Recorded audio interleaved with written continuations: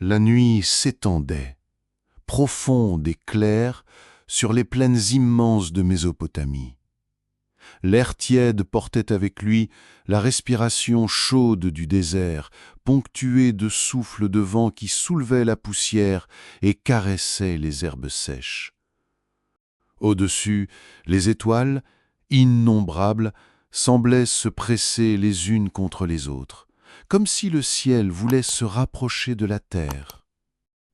Elles se reflétaient sur les eaux lentes de l'Euphrate, dessinant sur la surface sombre des éclats mouvants qui imitaient la danse des lampes à huile. Là-bas, à l'horizon, se découpait une silhouette qui défiait l'ombre, une ziggourate, haute et massive, au degré régulier, semblant escalader le firmament.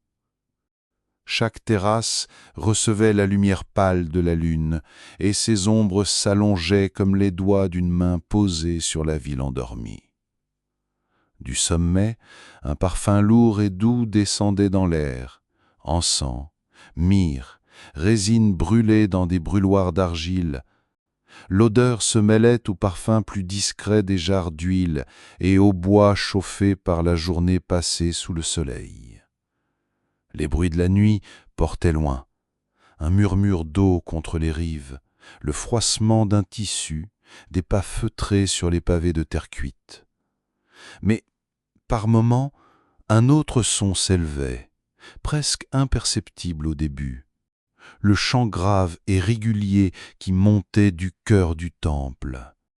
Des voix d'hommes, lentes et profondes, accompagnaient le battement discret d'un tambour. Chaque note semblait se suspendre dans l'air avant de retomber dans un silence épais, comme si les murs eux-mêmes écoutaient. C'était ici, au cœur de cette nuit immobile, que les hommes et les dieux se rencontraient. Les prêtres, drapés de longues étoffes blanches, gravissaient les marches de la ziggourate, portant dans leurs mains des coupes de métal et des paniers remplis d'offrandes. Grains, dattes, jarres d'huile sombre. Leurs visages, éclairés par la flamme des torches, reflétaient la concentration et le respect qu'exigeait leur tâche. Chaque pas, chaque geste, chaque mot prononcé faisait partie d'un ordre précis, répété depuis des siècles. On disait que, tout en haut, au-delà du sanctuaire, se trouvait le lieu où le ciel et la terre s'effleuraient. Un espace que peu avaient le droit de franchir, réservé au moment où l'humanité devait s'adresser aux puissances supérieures. Ces puissances, les anciens ne les décrivaient pas comme des simples figures lointaines. Elles avaient marché ici, sur cette terre. Elles avaient traversé les eaux, foulé la poussière des rues, observé les moissons et les batailles. Elles connaissaient la faiblesse des hommes et leurs espoirs, mais elles détenaient aussi les clés du temps, de la vie et de la mort. Dans les récits chuchotés à la lueur des lampes, on racontait qu'elles venaient d'un endroit au-delà du regard, d'un royaume céleste que même les plus hautes marches des temples ne pouvaient atteindre. Elles étaient descendues du ciel, non comme des visiteurs éphémères, mais comme des souverains venus établir un ordre. Entre elles et les hommes, il n'y avait pas de simple séparation. Elles étaient les ponts, les architectes d'un équilibre qui unissait le monde visible et celui qu'on ne pouvait qu'imaginer. Cette nuit-là, en contrebas de la grande ziggourate, la ville reposait. Des chiens errants longeaient les ruelles étroites, les dernières flammes vacillaient dans les foyers et l'odeur du pain refroidi se mêlait à celle du sable chaud. Mais dans le sanctuaire, les chants continuaient, marquant le passage des heures comme un battement régulier, un souffle partagé entre les hommes et leurs dieux. Les anciens croyaient que ce chant, répété nuit après nuit, n'était pas seulement un hommage, c'était un appel. Chaque mot portait un message vers les hauteurs, et chaque silence laissait place à une réponse que seul le cœur savait entendre. car ces êtres venus du ciel, les Anunnaki, n'étaient pas absents. Leur présence se glissait dans le vent, dans le reflet des étoiles, dans le frisson qui saisissait l'homme seul face à la nuit. Ainsi, sous le ciel de Mésopotamie, les hommes levaient parfois les yeux vers ces constellations étincelantes, se souvenant que quelque part, là-haut ou tout près, demeuraient ceux qui avaient façonné leur monde et qui, dans le secret, en tenaient toujours les rênes. Dans les langues les plus anciennes de Mésopotamie, un mot portait déjà en lui le souffle de la création et l'écho des origines. Anunna, une sonorité à la fois simple et lourde de sens, façonnée par les scribes qui gravaient leurs signes dans l'argile humide bien avant que l'histoire ne se mette à s'écrire ailleurs. Ce mot n'était pas une simple étiquette, il contenait une filiation, une vérité que l'on croyait venue du commencement des temps. An désignait le Dieu céleste, souverain des hauteurs, maître du firmament. Dans l'imagination des anciens, il régnait au-delà des nuages, dans un domaine où la lumière des étoiles n'était jamais interrompue. Son pouvoir était celui d'un père qui n'intervient pas toujours, mais dont l'autorité se ressent dans chaque souffle du vent, dans chaque cycle de la lune. À ses côtés, ou plutôt en symbiose avec lui, se trouvait Ki, la terre. Elle représentait la stabilité, la fécondité, la matière qui nourrit et qui porte. Ki n'était pas seulement un sol sous les pieds, elle était la chair même du monde, celle qui reçoit la pluie et qui offre les moissons. Anunna signifiait donc littéralement les descendants de An. Mais l'évocation allait plus loin. Ces êtres étaient le point de rencontre entre le ciel immuable et la terre vivante. Ils incarnaient l'alliance des forces supérieures et du monde tangible, la signature divine inscrite dans l'ordre naturel. Pour les peuples qui les nommaient, cela voulait dire que rien dans leur pouvoir n'était purement terrestre ou seulement céleste. Ils étaient l'expression de deux natures, capables de comprendre les besoins des hommes tout en obéissant aux lois éternelles du cosmos. Les mythes ne les présentaient pas comme des dieux lointains se contentant d'observer. Ils étaient les garants d'un équilibre fragile, celui qui sépare l'ordre du chaos. Leur rôle ne se limitait pas à protéger une cité ou une récolte, il s'étendait à l'harmonie même de la création. Dans les récits gravés sur les tablettes, on disait qu'ils fixaient les destinées, c'est-à-dire qu'ils déterminaient le fil invisible qui relie chaque événement, du lever du soleil à la chute d'un empire. Cette responsabilité n'était pas partagée avec tous les dieux. Elle leur appartenait comme une prérogative unique, une charge que même les plus puissants parmi leurs pairs leur reconnaissaient. Ce lien entre An et Ki n'était pas une simple image poétique. Il traduisait la manière dont les anciens voyaient le monde. Le ciel et la terre n'étaient pas deux réalités séparées. Ils étaient les deux faces d'un même ensemble. Le ciel fournissait la lumière, la pluie, les cycles qui rythmaient la vie. La terre, elle, recevait, transformait et rendait. Les Anunnaki, par leur essence, étaient l'illustration vivante de cette réciprocité. Ils appartenaient aux deux sphères et par là pouvaient en maintenir l'unité. Les prêtres qui servaient dans les temples savaient que prononcer leur nom revenait à évoquer bien plus qu'une liste de divinités. C'était invoquer l'ordre même des choses, comme on récite un serment.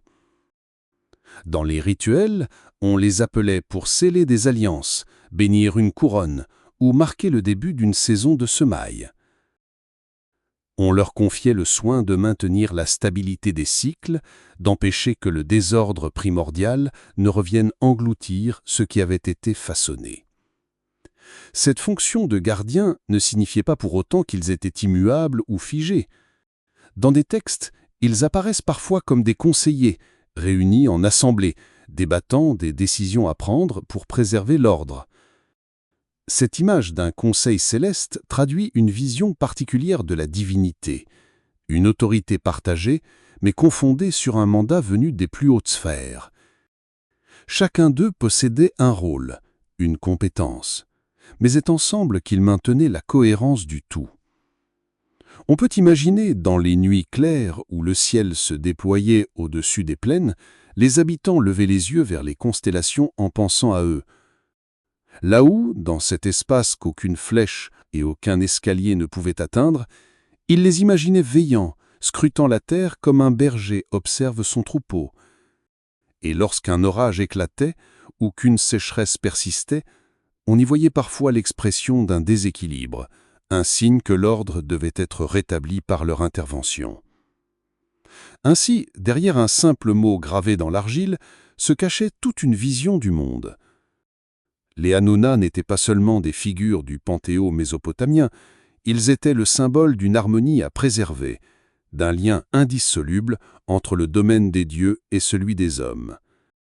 Un lien que dans la pensée des anciens, aucun temps, aucune catastrophe, aucun changement de règne ne pouvait rompre tant que leur nom était encore prononcé. Les premières empreintes que l'on retrouve d'eux se cachent dans l'argile ancienne, dans ces tablettes façonnées à la main par des scribes qui ne savaient pas encore qu'ils gravaient pour l'éternité. Vers 3200 ans avant notre ère, dans les cités du sud mésopotamien, la pointe de roseau traçait déjà leur nom et leur fonction. Les signes cunéiformes, pressés dans la matière encore souple, ont conservé la mémoire de ces puissances comme si la terre elle-même s'était chargée de les protéger. Ces textes n'étaient pas encore des récits complets. Il s'agissait souvent de registres, d'inventaires, de documents administratifs liés au temple. Mais entre les lignes comptant les jarres d'huile ou les offrandes de grains, revenait la mention des Anunnaki. On y lisait, presque comme une évidence, que certaines parts des récoltes, certains animaux destinés au sacrifice, leur étaient réservés. Les scribes n'avaient pas besoin d'expliquer qui ils étaient. Leur nom seul suffisait à désigner une autorité reconnue par tous. Avec le temps, d'autres tablettes plus détaillées commencèrent à leur donner un rôle plus précis. On les évoquait comme les juges et les grands qui fixent le destin. Dans la pensée sumérienne, juger n'était pas seulement trancher un conflit ou appliquer une loi, c'était comprendre et ordonner le fil invisible qui relie les événements. Fixer le destin, c'était établir les contours de ce qui allait advenir, non pas comme un caprice, mais comme un acte nécessaire pour maintenir l'équilibre entre le ciel et la terre. Certains fragments provenant de temples d'Uruk ou d'Eridu évoquent déjà leur réunion en assemblée. Les textes décrivent des délibérations où chaque voix compte, où l'on décide des sorts des cités et des rois. On y devine une hiérarchie subtile. Parmi eux, certains occupent la place de garants des lois universelles, d'autres se chargent d'exécuter ou de surveiller les décisions. Cette organisation reflète l'ordre même qu'ils incarnent. Leur présence dans les textes les plus anciens montre que, dès les débuts de l'écriture, les Anunnaki n'étaient pas seulement un mythe, ils étaient intégrés dans le fonctionnement concret de la société. Les offrandes qu'on leur destine ne sont pas de simples gestes symboliques, elles assurent, dans l'esprit des hommes, la continuité de leur protection. Et lorsque l'on parle d'eux comme de juges, il ne s'agit pas seulement de juger les hommes, mais aussi de juger entre les hommes et les dieux, comme si leur tribunal se situait à la frontière des deux mondes. Les premières chroniques royales font écho à cette idée. On y lit que le pouvoir des rois ne vient pas seulement de leur force ou de leur lignée humaine, mais de l'approbation de ces juges célestes. Avant de régner, il faut que le destin soit fixé en leur présence. Cette croyance, gravée dans l'argile comme dans les esprits, plaçait l'autorité humaine sous un contrôle divin constant. Dans les archives de Nippur, cité vouée au culte d'Enlil, certains textes décrivent les Anunnaki rassemblés dans une salle céleste pour décréter l'avenir. Ils y sont appelés ceux qui décrètent les sorts ou les grands du ciel et de la terre. Leurs décisions concernaient tout: la prospérité des récoltes, la sécurité des cités, la durée de règne d'un souverain. Rien n'échappait à leur regard. À travers ces premières traces écrites, on sent que les Anunnaki étaient à la fois proches et inaccessibles. Proches, car leur nom circulait dans les registres, dans la vie religieuse, dans les rituels quotidiens. Inaccessibles, car nul ne pouvait influencer directement leur jugement. Leurs décisions étaient perçues comme des vérités immuables, inscrites dans le tissu même du monde. Et si ces tablettes, enfouies sous la poussière pendant des millénaires, nous parlent encore aujourd'hui, c'est peut-être parce qu'elles portent la même conviction que ressentaient ceux qui les ont rédigées. L'idée que l'ordre du monde, sa stabilité et sa continuité reposaient entre les mains de ces puissances venues du ciel et liées à la terre. Dans la lumière vacillante d'une lampe à huile, un scribe posait sa pointe de roseau, traçait les signes qui formeraient leur nom, et sans le savoir, laissait une empreinte qui traverserait le temps pour venir jusqu'à nous. Dans les tablettes de la liste royale sumérienne, le temps ne se mesure pas comme aujourd'hui. Les chiffres y prennent une dimension presque irréelle. Des règnes qui durent des siècles, parfois des millénaires, comme si les souverains d'alors vivaient dans un autre ordre du monde. Cette manière de compter n'était pas une exagération naïve, mais l'expression d'un temps mythique, un temps où la frontière entre le divin et l'humain se brouillait. Selon ces récits gravés dans l'argile, il y eut un moment où la royauté descendit du ciel. Cette phrase, répétée comme une vérité fondatrice, ne désignait pas simplement l'élection d'un chef ou l'installation d'une dynastie. Elle affirmait que l'autorité humaine avait été confiée aux hommes par les dieux eux-mêmes, comme un dépôt sacré. La royauté n'était pas le produit de la conquête ou du hasard, elle était un mandat venu d'en haut, une extension de l'ordre cosmique sur la Terre. Dans cette vision, les Anunnaki occupaient un rôle central. En tant que garants de l'équilibre entre ciel et terre, ils veillaient à ce que ce pouvoir soit accordé à celui qui en serait digne. Un roi ne régnait pas seulement sur un peuple, mais sur un fragment de l'univers que les dieux lui avaient confié.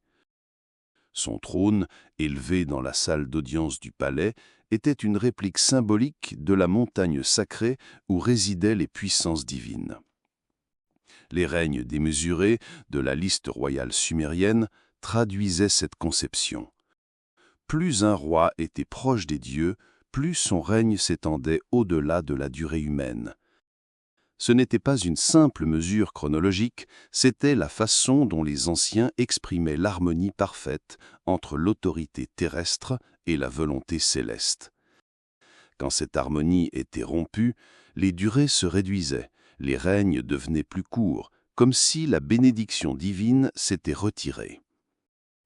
Ces textes racontent aussi un basculement. Après le grand déluge, la royauté descendit une nouvelle fois du ciel, mais cette fois avec des règnes plus proches de la durée humaine. C'était le signe que le lien n'avait pas été rompu, mais qu'il avait changé de nature. Les souverains restaient choisis sous le regard des Anunnaki, mais leur mission s'inscrivait désormais dans un monde où les dieux se tenaient plus en retrait, laissant aux hommes la charge d'un destin qu'ils surveillaient à distance. Dans les palais, chaque geste royal portait la marque de cette origine céleste. Les rituels d'intronisation faisaient écho à la descente de la royauté. Le roi recevait les insignes, sceptre, couronne, bâton de commandement, comme des objets chargés d'un pouvoir ancien, transmis depuis les temps où les dieux régnaient directement. Ce n'était pas simplement une cérémonie politique, mais un rappel solennel. Gouverner, c'était prolonger sur terre l'ordre établi par les Anunnaki.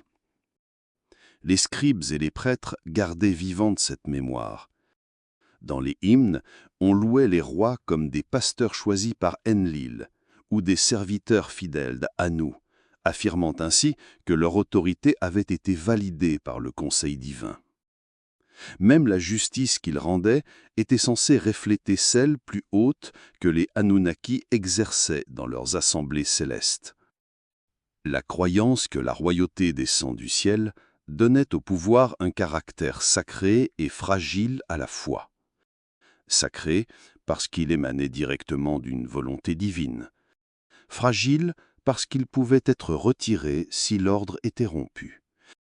Les récits de la liste royale sumérienne montrent cette alternance.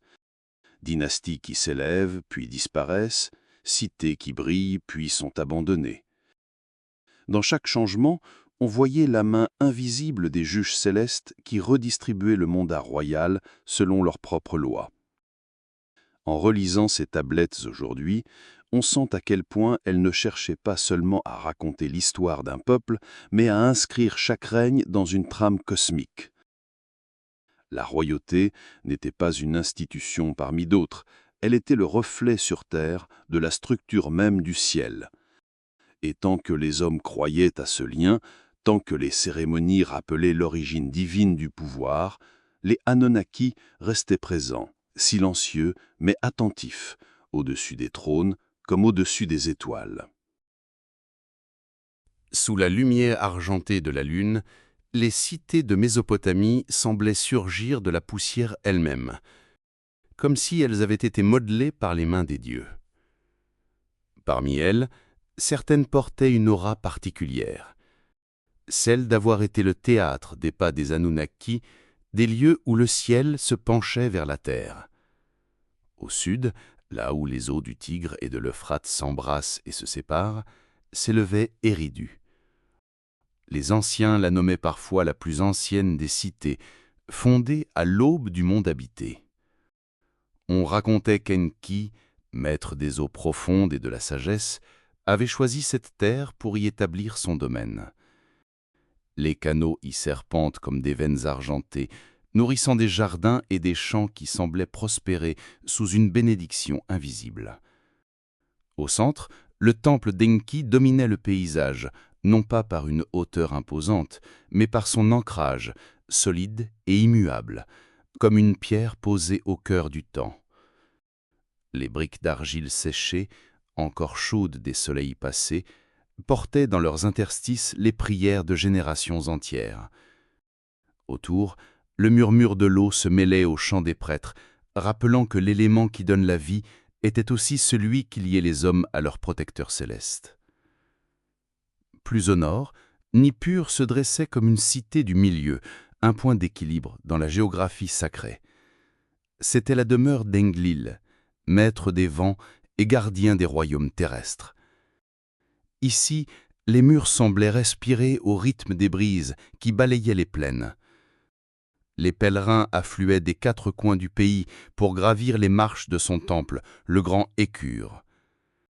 Ce sanctuaire était considéré comme le centre spirituel du monde, le lieu où les décisions célestes se traduisaient en destin terrestre. Chaque pierre, chaque marche, chaque porte suivait une orientation précise, comme si l'architecture elle-même avait été dictée par un plan venu d'en haut. Le temple, avec ses terrasses superposées, évoquait une montagne que les mains humaines avaient façonnée à l'image des hauteurs divines. Ceux qui s'y rendaient savaient qu'ils approchaient d'un espace où le souffle d'Enlil pouvait encore se faire sentir. Et puis, il y avait Uruk, vaste et vibrante, protégée par ses murs gigantesques qui, disait-on, avaient été dressés sous la direction de héros et de rois choisis par les dieux. Uruk était la cité d'Inanna, maîtresse de l'amour et de la guerre, étoile brillante au firmament mésopotamien. Ces temples se dressaient comme des phares au milieu de la plaine, ornés de colonnes sculptées et de mosaïques qui reflétaient les couleurs changeantes du jour. Les processions qui traversaient ces rues menaient vers les sanctuaires, où la lumière des torches dansait sur l'effigie recueillie. Ici, la majesté n'était pas seulement dans la hauteur des murs, mais dans la vie qui s'y déroulait. Le marché bruissant de voix, les scribes penchés sur leurs tablettes, les prêtres portant des étoffes brodées d'or et d'azur.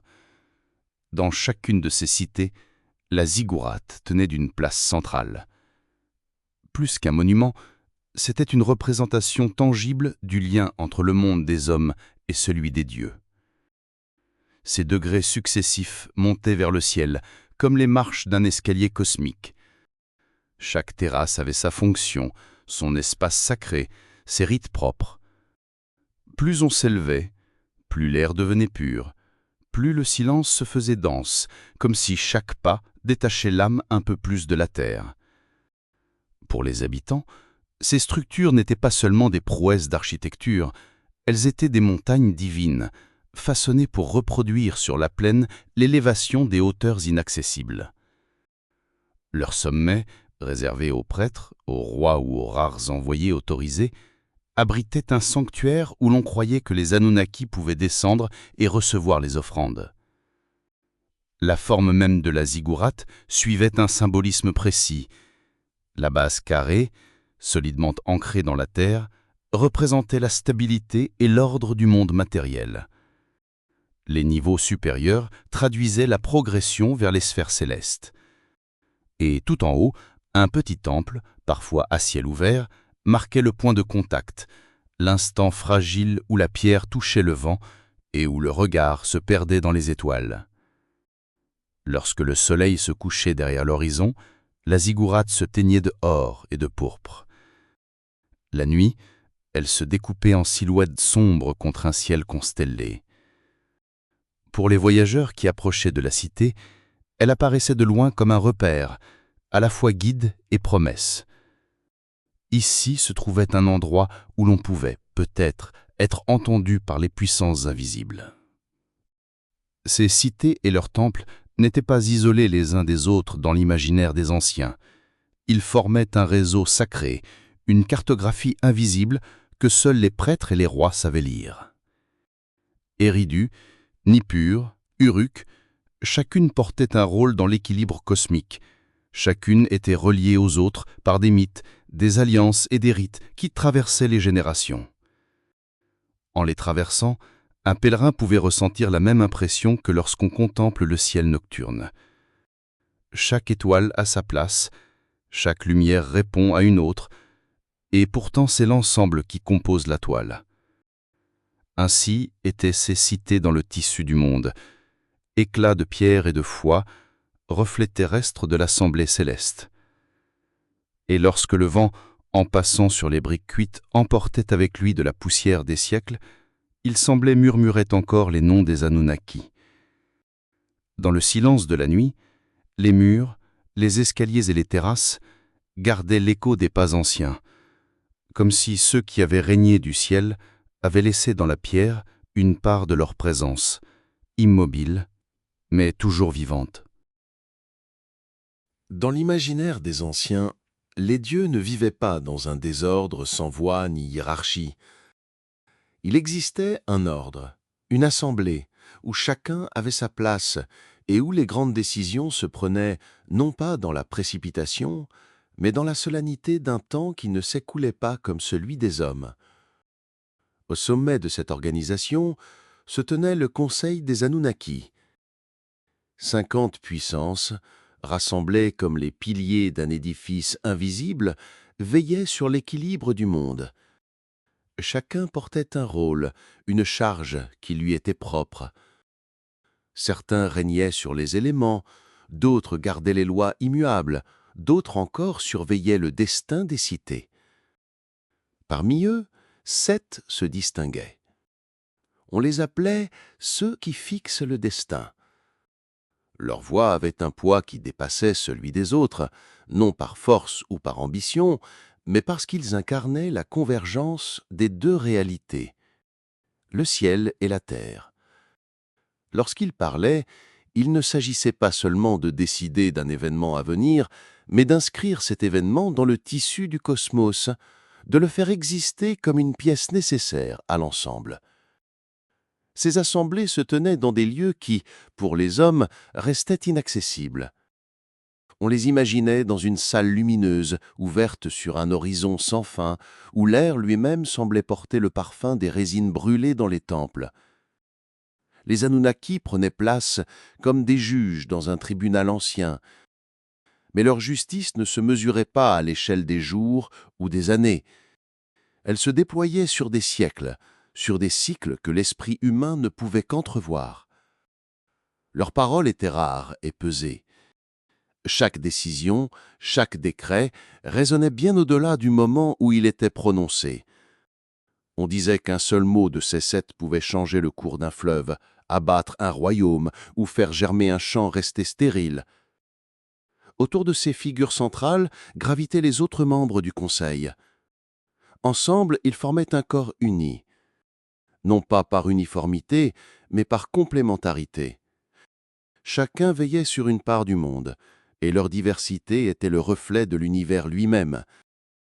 Certains apportaient la rigueur, d'autres la clémence, d'autres encore le souffle de la création.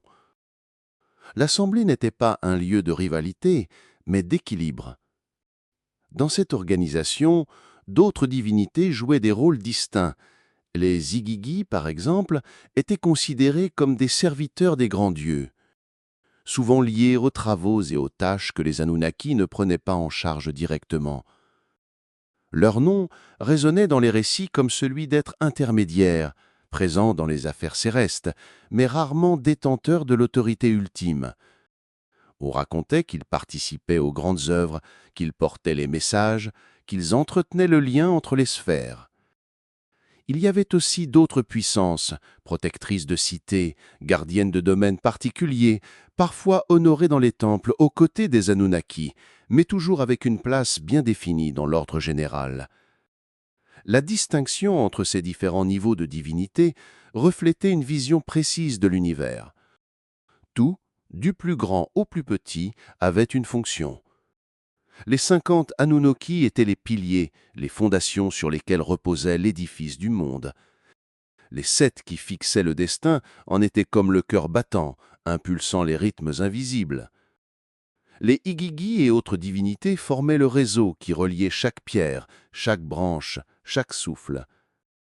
Ainsi, il n'existait pas de vide, pas de place laissée au hasard. Chaque force agissait à sa mesure pour maintenir l'ensemble en harmonie. Pour les peuples qui priaient sous le ciel mésopotamien, cette organisation n'était pas une simple croyance abstraite.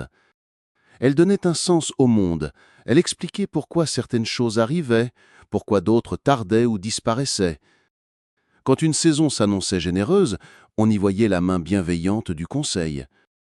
Quand une cité déclinait, on imaginait qu'une décision avait été prise, loin des oreilles humaines, dans la salle lumineuse des dieux. Les rites qui se déroulaient dans les temples cherchaient à refléter cette structure. Les prêtres reproduisaient sur terre, à leur échelle, l'ordre céleste, les sièges alignés dans la salle de cérémonie, les offrandes disposées selon un plan précis, les chants qui nommaient chaque puissance dans un ordre immuable. C'était une manière d'honorer l'assemblée, mais aussi de s'accorder à son rythme, comme un musicien qui s'accorde à l'orchestre avant de jouer. Et lorsque la nuit tombait sur les plaines, que les chants s'élevaient dans la clarté tremblante des torches, certains disaient entendre, au-delà du vent, un écho plus ancien. Comme si dans les hauteurs invisibles, les 50 Anunnaki reprenaient place autour de leur table de lumière, et que les 7, en silence, tissaient encore les fils du destin. Dans ce murmure lointain, il y avait la certitude que l'ordre du monde ne reposait pas sur des forces anonymes, mais sur une assemblée attentive, un conseil éternel qui, depuis le commencement, veille à ce que la trame ne se défasse pas. Au sommet de la hiérarchie céleste, il y avait 3 figures dont le nom portait un poids particulier. 3 présences qui incarnaient chacune un aspect essentiel de l'univers. Leur pouvoir n'était pas mesuré en armes ou en conquêtes, mais dans la manière dont leur existence structurait le monde. Les anciens les connaissaient comme les sources d'où découlaient l'autorité, la force et la connaissance. Anu, d'abord, dominait les hauteurs. On disait qu'il résidait là où la lumière des étoiles ne s'éteint jamais, dans un espace que ni la poussière du désert, ni les ombres de la nuit ne pouvaient atteindre. Son regard embrassait l'ensemble de la création, non pas avec la curiosité pressante des hommes, mais avec la patience infinie de celui qui sait que chaque chose a sa place. Il était le souverain du ciel, non par la contrainte, mais parce que sa nature même incarnait l'ordre qui maintient les sphères en équilibre. Sa présence se manifestait rarement de manière directe, mais l'on sentait son autorité dans chaque décret du Conseil des dieux, dans chaque loi naturelle qui continuait de s'exercer sans faillir. Pour les rois et les prêtres, invoquer Anu, c'était rappeler que toute autorité véritable descend d'en haut et s'inscrit dans un cadre plus vaste que celui d'un seul règne. Dans les rituels, on le plaçait toujours au premier rang, même si ses interventions semblaient lointaines. C'était à lui que l'on devait l'architecture invisible du monde, cette charpente que nul ne voit, mais sans laquelle rien ne tiendrait en place. Plus proche de la terre, Enlil régnait sur les vents et sur tout ce que les hommes pouvaient toucher, cultiver ou défendre. Maître des royaumes terrestres, il incarnait la force qui organise la vie matérielle, qui trace les frontières et protège les cités. On lui attribuait le souffle du vent du matin, celui qui annonce le changement de saison, mais aussi la violence des tempêtes qui pouvaient abattre un champ ou renverser les murs. Sa puissance n'était pas seulement physique, elle se traduisait dans l'ordre qu'il imposait aux royaumes humains. Les lois, les décisions politiques, la stabilité des règnes étaient considérées comme le reflet de son autorité. Enlil apparaissait dans les récits comme un dieu actif, attentif aux affaires des hommes, parfois sévère, mais toujours guidé par la préservation de l'équilibre. C'était lui qui veillait à ce que le pouvoir ne soit pas usurpé, que les récoltes soient justes, que les alliances tiennent. Dans les temples de Nippur, on le priait non seulement pour demander la prospérité, mais aussi pour éviter que l'ordre du monde ne soit rompu par l'orgueil ou l'injustice. Pour ceux qui vivaient sous son souffle, Enlil représentait à la fois la protection et l'exigence, un gardien vigilant, mais aussi un juge qui n'hésitait pas à rappeler à l'homme la fragilité de ses constructions. Enfin, il y avait Enki, dont le domaine était l'eau, mais aussi tout ce qui coule et circule dans le monde, incluant la connaissance. Maître des abîmes, il résidait dans les profondeurs, là où les rivières invisibles nourrissent la terre et où les secrets sont préservés. L'eau qu'il gardait n'était pas seulement celle qui désaltère, mais celle qui purifie et qui donne naissance. Enki possédait aussi un autre don, celui de la sagesse humaine. Les anciens disaient qu'il avait transmis aux hommes les arts, les techniques, les savoirs qui permettent de bâtir des maisons, d'écrire sur l'argile, de comprendre le mouvement des étoiles. Il était à la fois créateur et bienfaiteur, préférant la ruse et l'intelligence à la force brute. Dans certains récits, il apparaissait comme un médiateur, celui qui adoucit les décisions sévères du conseil, qui cherche à préserver la vie plutôt qu'à détruire. Ces temples, souvent situés près des cours d'eau, étaient des lieux de connaissance et d'apprentissage. Les prêtres qui le servaient gardaient non seulement les rites, mais aussi les textes, les archives, les instruments qui mesuraient le temps et les saisons. Pour les pêcheurs, les scribes, les artisans, Enki était le protecteur naturel, celui qui veille à ce que le flux de la vie ne s'interrompe jamais. Ces 3 puissances formaient ensemble une trinité qui, pour les anciens, représentait l'ossature même du monde. Anu, immobile dans son ciel, garantissait l'ordre immuable. Enlil, actif sur la terre, assurait que cet ordre se reflète dans la vie des hommes. Enki, fluide et inventif, entretenait le mouvement, la croissance et la transmission. Ils n'agissaient pas comme des rivaux, mais comme des parties d'un tout, chacun tenant une clé différente de l'équilibre. Quand les vents soufflaient trop fort, Enki pouvait les apaiser. Quand les hommes oubliaient les lois célestes, Enlil les rappelait. Et au-dessus d'eux, Anu demeurait, immuable, gardien silencieux des lois éternelles. Pour ceux qui levaient les yeux vers les étoiles depuis les plaines de Mésopotamie, ces trois noms n'étaient pas seulement ceux de divinités lointaines. Ils étaient des repères, des forces palpables dans le cours des saisons, dans la stabilité d'un règne, dans l'eau qui jaillit de la terre, et même si leurs visages restaient invisibles, leur présence se faisait sentir à chaque souffle, à chaque goutte, à chaque lever de jour. Lorsque les premiers jours du printemps arrivaient et que la lumière du soleil s'attardait un peu plus longtemps sur les briques chauffées des cités, un murmure parcourait les rues. Le temps de l'Akitu approchait. Ce n'était pas seulement une fête, mais un moment où le monde semblait s'ouvrir à nouveau, où le temps lui-même se renouvelait. Dans la pensée des anciens, l'année ne se contentait pas de commencer, elle renaissait, portée par les mains des prêtres et par la volonté des dieux. Pendant plusieurs jours, la cité vivait au rythme des cérémonies.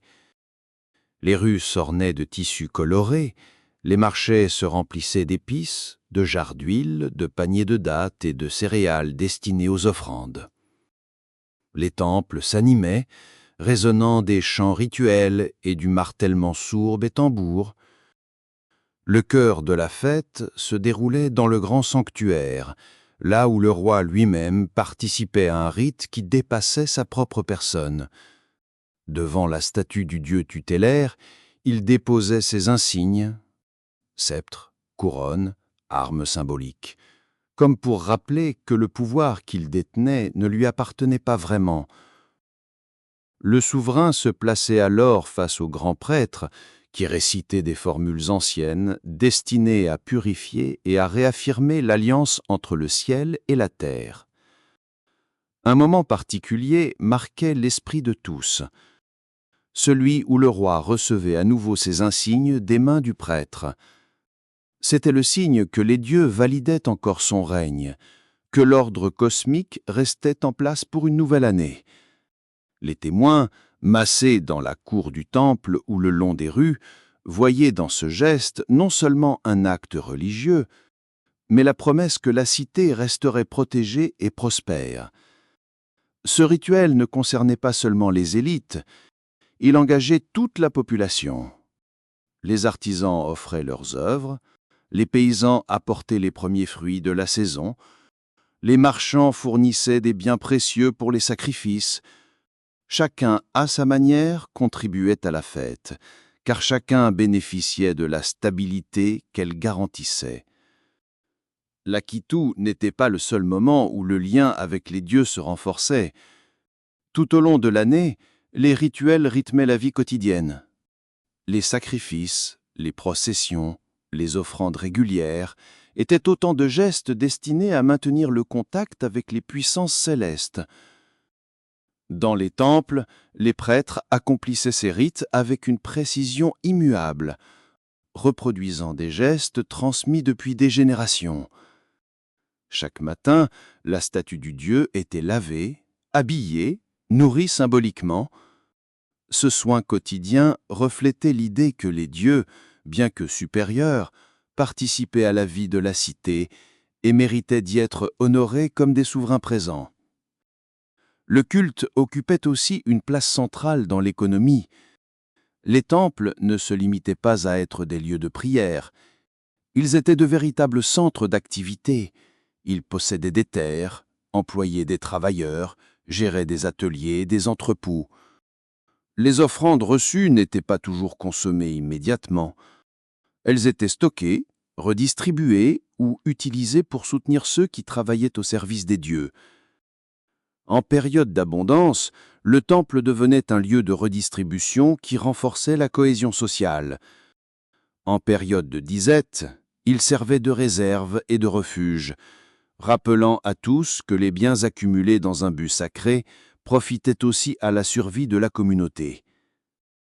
Ainsi, le culte ne se limitait pas à un acte spirituel, il organisait une partie de la vie matérielle. Les scribes qui servaient les temples consignaient les entrées et les sorties de denrées, calculaient les redevances, planifiaient les travaux agricoles. Les artisans produisaient des objets destinés aux rituels, mais aussi des biens qui circulaient dans le commerce. Les liens entre religion et économie étaient si étroits que l'un ne pouvait se maintenir sans l'autre. Pour les habitants, cette réalité faisait partie de l'ordre naturel. Offrir au temple, participer aux fêtes, travailler au chant divin n'était pas vu comme des contraintes, mais comme des gestes inscrits dans la continuité de la vie. La prospérité de la cité dépendait de la bienveillance des dieux, et cette bienveillance se cultivait par l'attention constante portée à leur culte. Lorsque la fête de l'Akitu prenait fin, la ville retrouvait peu à peu son rythme ordinaire. Les tissus colorés disparaissaient des façades, les marchés reprenaient leur agitation quotidienne, et les offrandes continuaient à arriver au temple selon le cycle habituel. Mais dans l'esprit de tous, un fil invisible restait tendu entre le sanctuaire et la cité, entre le trône terrestre et le siège céleste. L'année pouvait alors se dérouler sous cette protection renouvelée, jusqu'à ce que, au printemps suivant, les chants et les tambours appellent à nouveau la cité entière à célébrer le lien qui unit les hommes et leur Dieu. Dans les plaines où les premières cités s'élevèrent, les statues de pierre et les tablettes d'argile ont fini par se briser ou s'effacer. Pourtant, les récits qui les accompagnaient n'ont pas entièrement disparu. Ils se sont transmis, parfois transformés, parfois méconnaissables. Mais toujours porteurs de cette même idée, l'histoire humaine ne s'écrit pas seule, elle s'entrelace avec celle de puissances venues d'ailleurs. Lorsque les temples de Sumer tombèrent dans le silence, d'autres peuples reprirent les histoires des anciens dieux.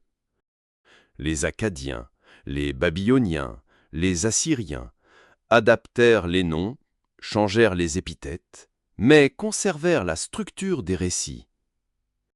Les Anunnaki demeurèrent présents, tantôt comme juges des morts, tantôt comme fondateurs des lois.